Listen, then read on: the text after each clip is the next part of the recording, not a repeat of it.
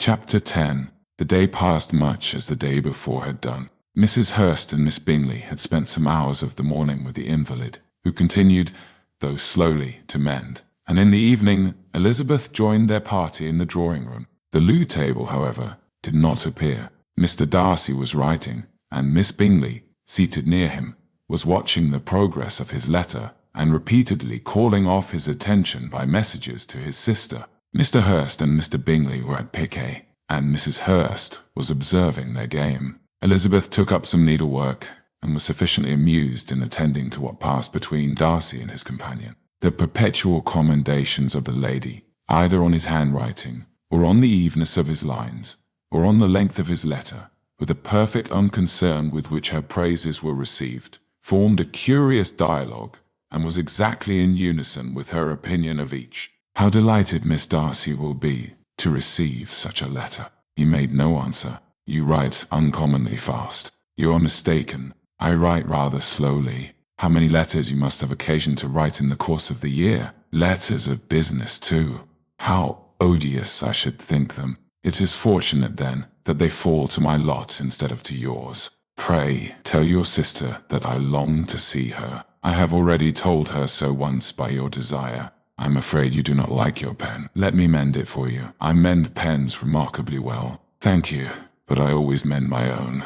How can you contrive to write so even? He was silent. Tell your sister I'm delighted to hear of her improvement on the harp, and pray let her know that I am quite in raptures with her beautiful little design for a table, and I think it infinitely superior to Miss Grantley's. Will you give me leave to defer your raptures till I write again? At present, I have not room to do them justice. Oh, it is of no consequence. I shall see her in January. But do you always write such charming long letters to her, Mr. Darcy? They are generally long, but whether always charming, it is not for me to determine. It is a rule with me that a person who can write a long letter with ease cannot write ill. That will not do for a compliment to Darcy, Caroline, cried her brother, because he does not write with ease. He studies too much for words of 4 syllables. Do not you, Darcy? My style of writing is very different from yours. Oh, cried Miss Bingley. Charles writes in the most careless way imaginable. He leaves out half his words and blots the rest. My ideas flow so rapidly that I have not time to express them, by which means my letters sometimes convey no ideas at all to my correspondents. Your humility, Mr. Bingley, said Elizabeth, must disarm reproof. Nothing is more deceitful, said Darcy, than the appearance of humility. It is often only carelessness of opinion, and sometimes an indirect boast. And which of the two do you call my little recent piece of modesty? The indirect boast, for you are really proud of your defects in writing, because you consider them as proceeding from a rapidity of thought and carelessness of execution, which, if not estimable, you think at least highly interesting. The power of doing anything with quickness is always much prized by the possessor, and often without any attention to the imperfection of the performance. When you told Mrs. Bennet this morning that if you ever resolved on quitting Netherfield, you should be gone in 5 minutes, you meant it to be a sort of panegyric, of compliment to yourself. And yet, what is there so very laudable in a precipitance which must leave very necessary business undone, and can be of no real advantage to yourself, or anyone else? Nay, cried Bingley, this is too much to remember at night all the foolish things that were said in the morning. And yet, upon my honor, I believed what I said to myself to be true, and I believe it at this moment. At least, therefore, I did not assume the character of needless precipitance merely to show off before the ladies. I dare say you believed it, but I am by no means convinced that you would be gone with such celerity. Your conduct would be quite as dependent on chance as that of any man I know. And if, as you were mounting your horse, a friend were to say, Bingley, you had better stay till next week, you would probably do it, you would probably not go, and at another word might stay a month. You have only proved by this, cried Elizabeth, that Mr. Bingley did not do justice to his own disposition. You have shown him off now much more than he did himself. I'm exceedingly gratified, said Bingley, by your converting what my friend says into a compliment on the sweetness of my temper. But I am afraid you are giving it a turn which that gentleman did by no means intend, for he would certainly think the better of me if, under such a circumstance, I were to give a flat denial and ride off as fast as I could. Would Mr. Darcy then consider the rashness of your original intention as atoned for by your obstinacy in adhering to it? "Upon my word, I cannot exactly explain the matter. Darcy must speak for himself. You expect me to account for opinions which you choose to call mine, but which I have never acknowledged. Allowing the case, however, to stand according to your representation, you must remember, Miss Bennet, that the friend who is supposed to desire his return to the house, and the delay of his plan, has merely desired it, asked it without offering one argument in favor of its propriety. To yield readily, easily, to the persuasion of a friend is no merit with you.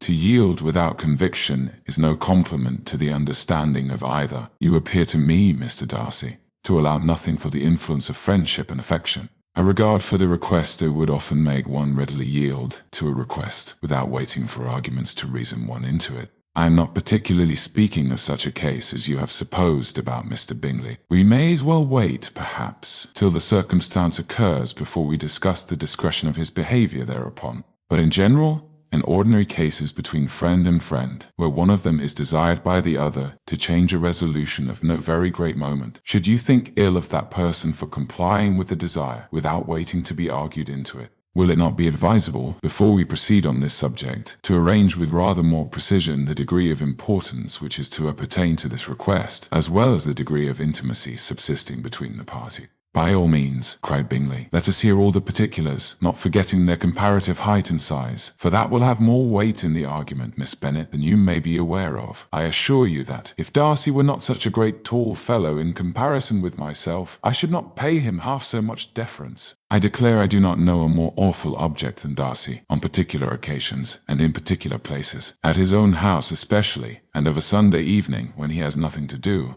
Mr. Darcy smiled, but Elizabeth thought she could perceive that he was rather offended, and therefore checked her laugh. Miss Bingley warmly resented the indignity he had received, in an expostulation with her brother, for talking such nonsense. "I see your design, Bingley," said his friend. "You dislike an argument, and want to silence this." "Perhaps I do. Arguments are too much like disputes. If you and Miss Bennet will defer yours till I am out of the room, I shall be very thankful, and then you may say whatever you like of me." "What you ask," said Elizabeth, "is no sacrifice on my side, and Mr. Darcy had much better finish his letter." Mr. Darcy took her advice and did finish his letter. When that business was over, he applied to Miss Bingley and Elizabeth for the indulgence of some music. Miss Bingley moved with alacrity to the pianoforte, and, after a polite request that Elizabeth would lead the way, which the other as politely and more earnestly negatived, she seated herself. Mrs. Hurst sang with her sister, and while they were thus employed, Elizabeth could not help observing, as she turned over some music books that lay on the instrument, how frequently Mr. Darcy's eyes were fixed on her. She hardly knew how to suppose that she could be an object of admiration to so great a man, and yet that he should look at her because he disliked her was still more strange. She could only imagine, however, at last, that she drew his notice because there was a something about her more wrong and reprehensible, according to his ideas of right, than in any other person present. The supposition did not pain her. She liked him too little to care for his approbation. After playing some Italian songs, Miss Bingley varied the charm by a lively Scotch air, and soon afterwards Mr. Darcy, drawing near Elizabeth, said to her, "Do not you feel a great inclination, Miss Bennet, to seize such an opportunity of dancing a reel?" She smiled, but made no answer. He repeated the question, with some surprise at her silence. "Oh," said she, "I heard you before, but I could not immediately determine what to say in reply. You wanted me, I know, to say yes, that you might have the pleasure of despising my taste, but I always delight in overthrowing those kind of schemes, and cheating a person of their premeditated contempt. I have, therefore, made up my mind to tell you that I do not want to dance a reel at all, and now despise me if you dare." "Indeed, I do not dare." Elizabeth, having rather expected to affront him, was amazed at his gallantry. But there was a mixture of sweetness and archness in her manner which made it difficult for her to affront anybody, and Darcy had never been so bewitched by any woman as he was by her. He really believed that, were it not for the inferiority of her connections, he should be in some danger. Miss Bingley saw, or suspected enough to be jealous, and her great anxiety for the recovery of her dear friend Jane received some assistance from her desire of getting rid of Elizabeth. She often tried to provoke Darcy into disliking her guest by talking of their supposed marriage and planning his happiness in such an alliance. "I hope," said she, as they were walking together in the shrubbery the next day, "you will give your mother-in-law a few hints when this desirable event takes place as to the advantage of holding her tongue. And if you can compass it, do cure the younger girls of running after the officers. And, if I may mention so delicate a subject, endeavor to check that little something, bordering on conceit and impertinence, which your lady possesses. Have you anything else to propose for my domestic felicity? Oh, yes, do let the portraits of your uncle and Aunt Phillips be placed in the gallery at Pemberley. Put them next to your great uncle the judge. They are in the same profession, you know, only in different lines. As for your Elizabeth's picture, you must not attempt to have it taken, for what painter could do justice to those beautiful eyes? It would not be easy indeed to catch their expression, but their color and shape, and the eyelashes, so remarkably fine, might be copied. At that moment they were met from another walk by Mrs. Hurst and Elizabeth herself. "I did not know that you intended to walk," said Miss Bingley in some confusion, lest they had been overheard. "You used us abominably ill," answered Mrs. Hurst, "running away without telling us that you were coming out." Then, taking the disengaged arm of Mr. Darcy, she left Elizabeth to walk by herself. The path just admitted 3. Mr. Darcy felt their rudeness and immediately said, "This walk is not wide enough for our party. We had better go into the avenue." But Elizabeth, who had not the least inclination to remain with them, laughingly answered, "No, no, stay where you are. You are charmingly grouped, and appear to uncommon advantage. The picturesque would be spoiled by admitting a 4th. Goodbye." She then ran gaily off, rejoicing as she rambled about, in the hope of being at home again in a day or 2. Jane was already so much recovered as to intend leaving her room for a couple of hours that evening. Chapter 11. When the ladies removed after dinner, Elizabeth ran up to her sister, and seeing her well guarded from cold, attended her into the drawing-room, where she was welcomed by her 2 friends with many professions of pleasure, and Elizabeth had never seen them so agreeable as they were during the hour which passed before the gentlemen appeared. Their powers of conversation were considerable. They could describe an entertainment with accuracy, relate an anecdote with humor, and laugh at their acquaintance with spirit. But when the gentleman entered, Jane was no longer the first object. Miss Bingley's eyes were instantly turned towards Darcy, and she had something to say to him before he had advanced many steps. He addressed himself directly to Miss Bennet, with a polite congratulation. Mr. Hurst also made her a slight bow, and said he was very glad. But diffuseness and warmth remained for Bingley's salutation. He was full of joy and attention. The first half-hour was spent in piling up the fire, lest she should suffer from the change of room, and she removed at his desire to the other side of the fireplace, that she might be farther from the door. He then sat down by her, and talked scarcely to anyone else. Elizabeth, at work in the opposite corner, saw it all with great delight. When tea was over, Mr. Hurst reminded his sister-in-law of the card-table, but in vain. She had obtained private intelligence that Mr. Darcy did not wish for cards, and Mr. Hurst soon found even his open petition rejected. She assured him that no one intended to play, and the silence of the whole party on the subject seemed to justify her. Mr. Hurst had therefore nothing to do but to stretch himself on one of the sofas and go to sleep.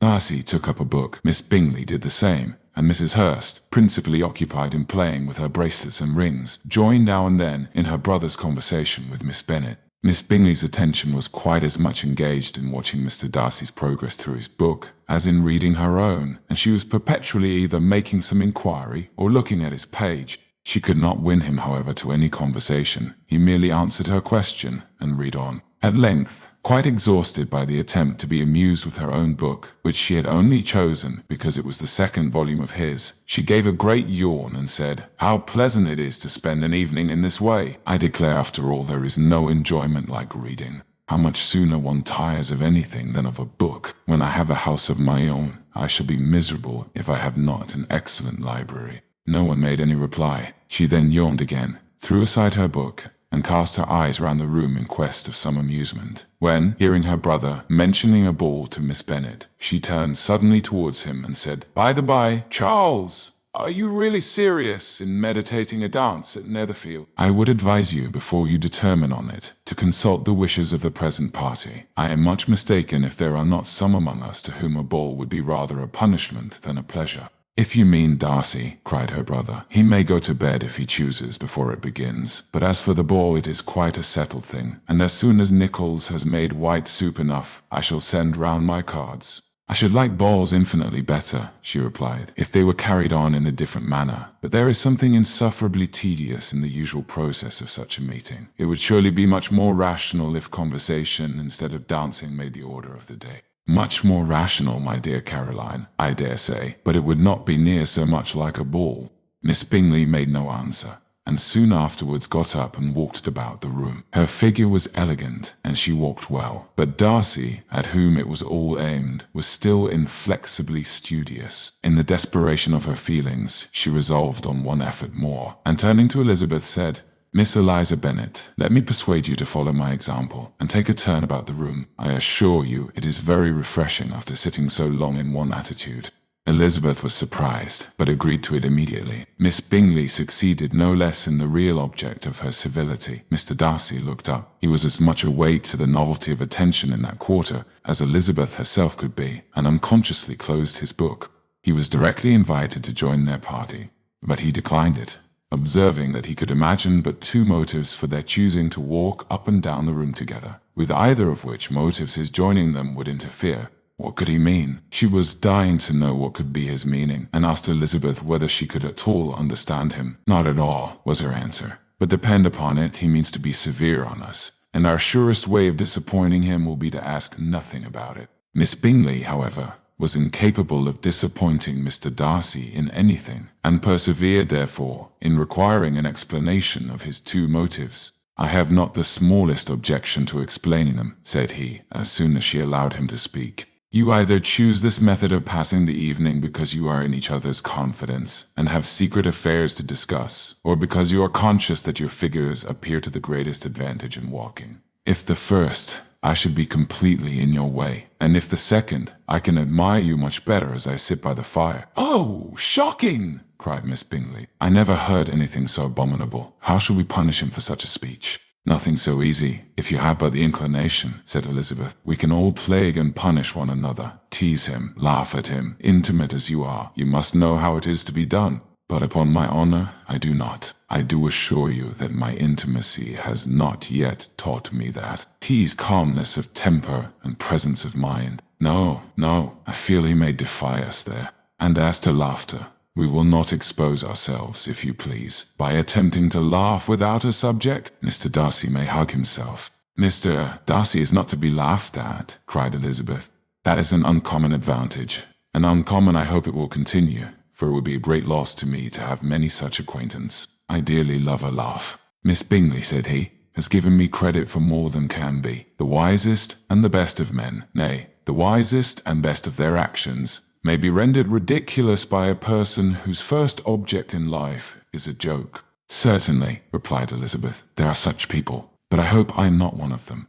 I hope I never ridicule what is wise or good. Follies and nonsense, whims and inconsistencies do divert me, I own, and I laugh at them whenever I can. But these, I suppose, are precisely what you are without. Perhaps that is not possible for anyone. But it has been the study of my life to avoid those weaknesses which often expose a strong understanding to ridicule, such as vanity and pride. Yes, vanity is a weakness indeed, but pride, where there is a real superiority of mind, pride will be always under good regulation. Elizabeth turned away to hide a smile. Your examination of Mr. Darcy is over, I presume, said Miss Bingley, and pray what is the result? I am perfectly convinced by it that Mr. Darcy has no defect. He owns it himself without disguise. No, said Darcy, I have made no such pretension. I have faults enough, but they are not, I hope, of understanding. My temper I dare not vouch for. It is, I believe, too little yielding, certainly too little for the convenience of the world. I cannot forget the follies and vices of others so soon as I ought, nor their offenses against myself. My feelings are not puffed about with every attempt to move them. My temper would perhaps be called resentful. My good opinion once lost is lost forever. That is a failing indeed, cried Elizabeth. Implacable resentment is a shade in a character, but you have chosen your fault well. I really cannot laugh at it. You are safe from me. There is, I believe, in every disposition a tendency to some particular evil, a natural defect, which not even the best education can overcome. And your defect is a propensity to hate everybody. And yours, he replied with a smile, is willfully to misunderstand them. "Do let us have a little music," cried Miss Bingley, tired of a conversation in which she had no share. "Louisa, you will not mind my waking Mr. Hurst?" Her sister made not the smallest objection, and the pianoforte was opened, and Darcy, after a few moments' recollection, was not sorry for it. He began to feel the danger of paying Elizabeth too much attention.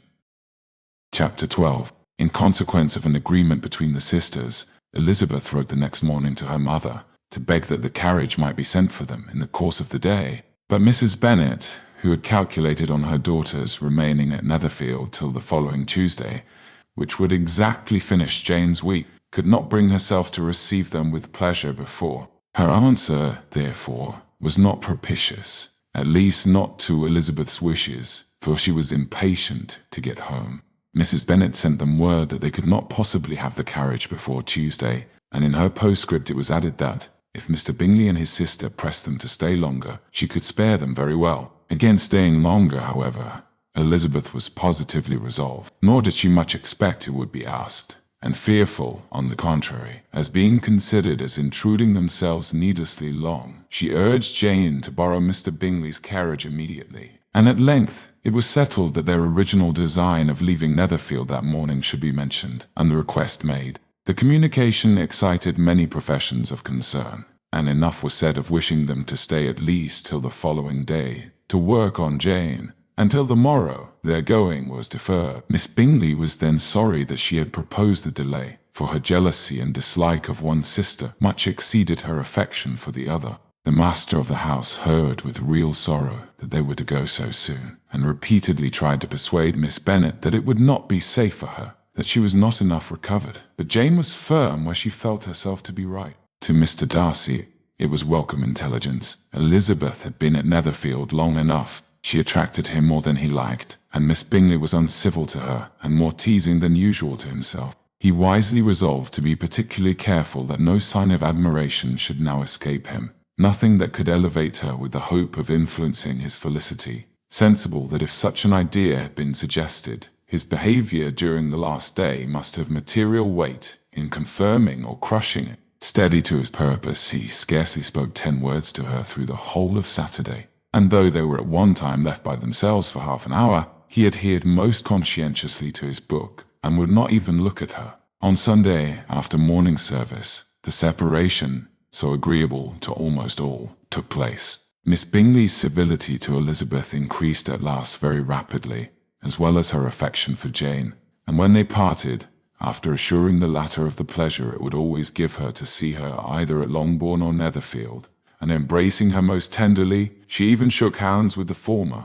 Elizabeth took leave of the whole party in the liveliest spirits. They were not welcomed home very cordially by their mother. Mrs. Bennet wondered at their coming, and thought them very wrong to give so much trouble, and was sure Jane would have caught cold again. But their father, though very laconic in his expressions of pleasure, was really glad to see them. He had felt their importance in the family circle. The evening conversation, when they were all assembled, had lost much of its animation, and almost all its sense, by the absence of Jane and Elizabeth. They found Mary, as usual, deep in the study of thorough base and human nature, and had some new extracts to admire, and some new observations of threadbare morality to listen to. Catherine and Lydia had information for them of a different sort. Much had been done, and much had been said in the regiment since the preceding Wednesday. Several of the officers had dined lately with their uncle, a private had been flogged, and it had actually been hinted that Colonel Forster was going to be married.